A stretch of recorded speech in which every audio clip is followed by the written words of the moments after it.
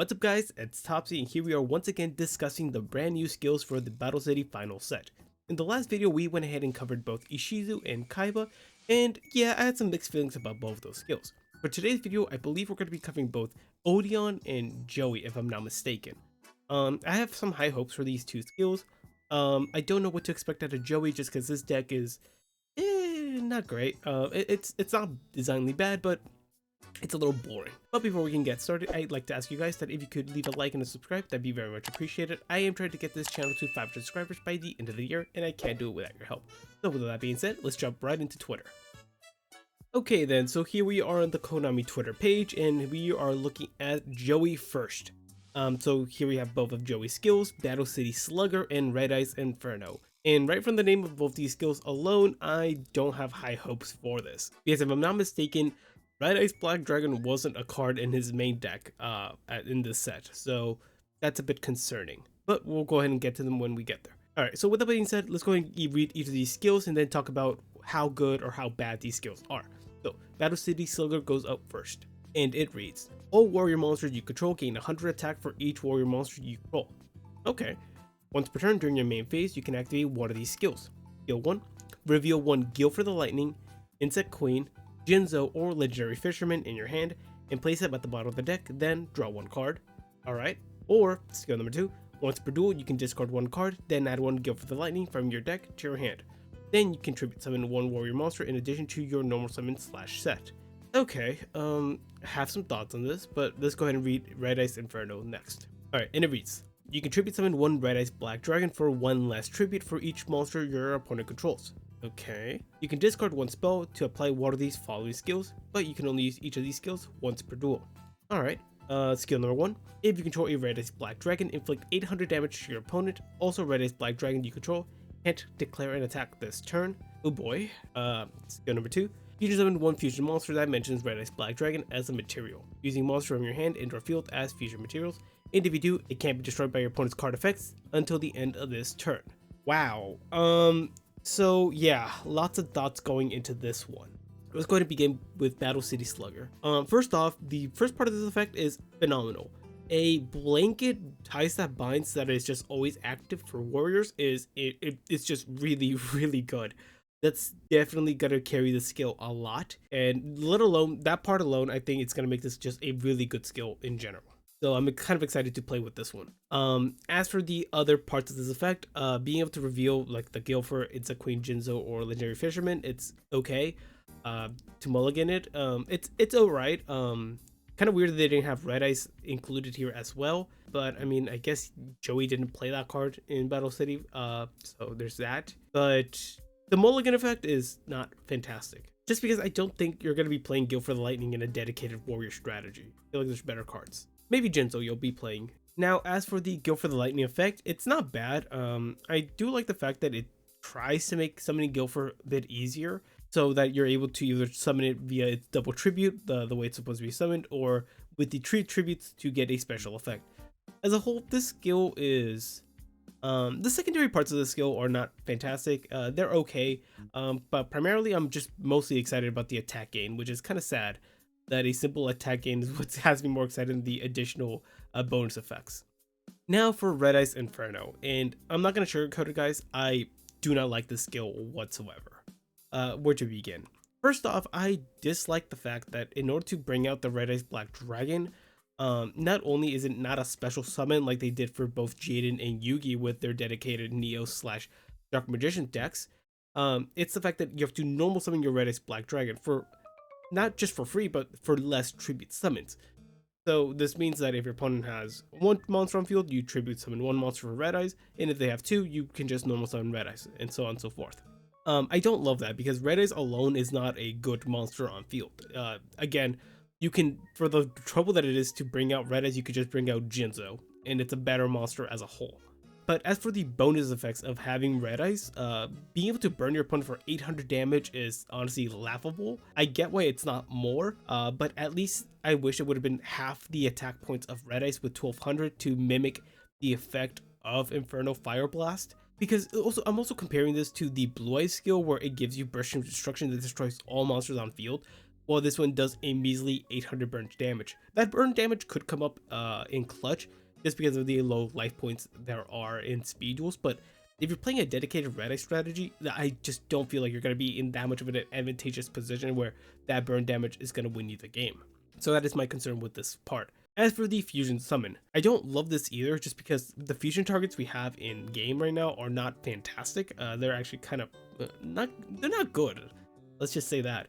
And just giving your red eyes destruction protection is meh, just because I just don't think you're playing a red eyes fusion strategy. As a whole, this skill is just very underwhelming for everything it does.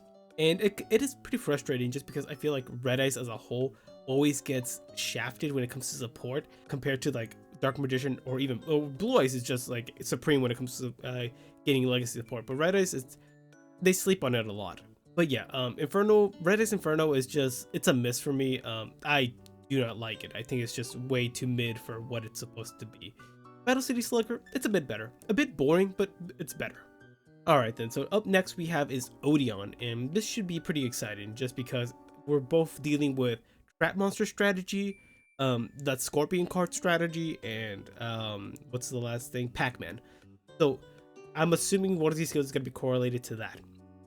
So let's begin with Royal Temple of the Kings first, and it reads, Royal Temple of the Kings is unaffected by your opponent's card effects. Mystical Beast of Circuit cannot be destroyed by its own effect. Once per turn, you pay 500 life points. This turn, you can activate a continuous trap card with the effect that special summons itself as a monster the turn it was set. Wow, okay, this skill is actually really good. Desert Peril, let's go ahead and read this before we talk about them in depth. Twice per duel, you can apply the following skill. Flip all monsters you control to face down and then shuffle them in your main monster zone.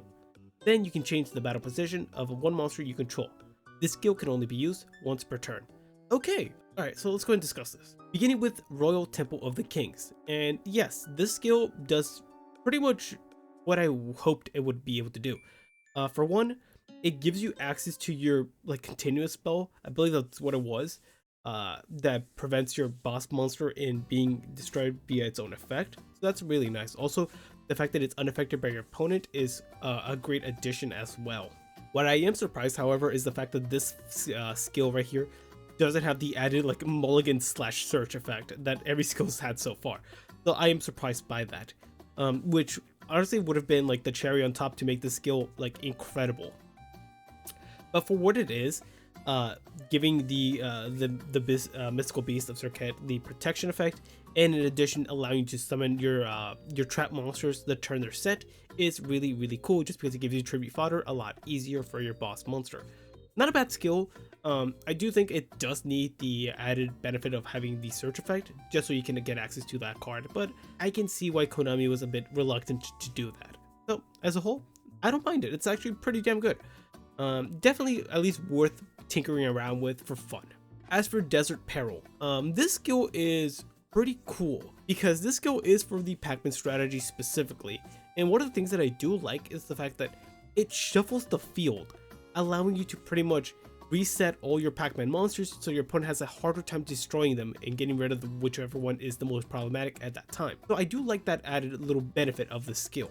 In addition, if I'm reading this correctly, this should in theory allow you to proc the effect of a Pac-Man monster twice because you can go ahead and flip it up yourself and then set them all and then activate the skill to go ahead and flip one over again. So that's kind of a cool effect. Being able to get 2 procs of the effect of like, let's say Desolate Cuda to draw 2, Scarabs to pop 2 monsters, or even Locust to pop 2 back rows is not bad at all, but I might be mistaken in the way I'm reading it. But if it is the way I'm reading it, then this is a really good skill. Definitely a worthwhile skill for a Pac-Man strategy moving forward, and that's really cool to see. Honestly, I'm actually a big fan of what they did with Odion. I think both skills do what they're trying to do very well, because here's the thing, I don't need the skills to be broken in order for me to like them. As long as the skills that they make are cohesive enough to help the strategy they're trying to like facilitate, I'll be happy with it. And then we compare that to what we had with Joey, and I don't believe there's a comparison. Joey's skills were a bit, you know, not great. But yeah, as a whole, those were my thoughts regarding the 2 skills we just covered, both Joey and Odion. As I said, huge fan of what they did with Odion. I think those 2 skills are really fun, really interesting, and it's gonna make piloting both of those decks actually like just very, very fun. I feel like Joey's skills just didn't have the sauce. Battle City Slugger, as I said, it's a boring skill, but it's gonna be interesting to play it in warrior strategies just because of the added bonus effect of giving you those attack points. As for the Red Eye strategy, again, not good. I think it's just really bad all around. It does everything poorly, and honestly, for me, what it would have saved that skill is if it just made you be able to special summon Red Eye's Black Dragon for free. I feel like that alone could have helped the skill so much more. At that point, you could start playing around with the idea of playing a Red Eye's Darkness strategy, but those are all just my thoughts. In the comment section below, give me your thoughts. Do you like the Joey skill? Do you think I'm too harsh on it? What about Odion? Do you think it's going to be pretty good? I'd love to hear all you guys' thoughts in the comment section below. But as usual, guys, if you did end up enjoying today's video, a like and a subscribe would be very much appreciated. I am trying to get this channel to 500 subscribers, and I can't do it without your help. So with that being said, have a wonderful rest of your day, and I'll catch you on the next one. Bye.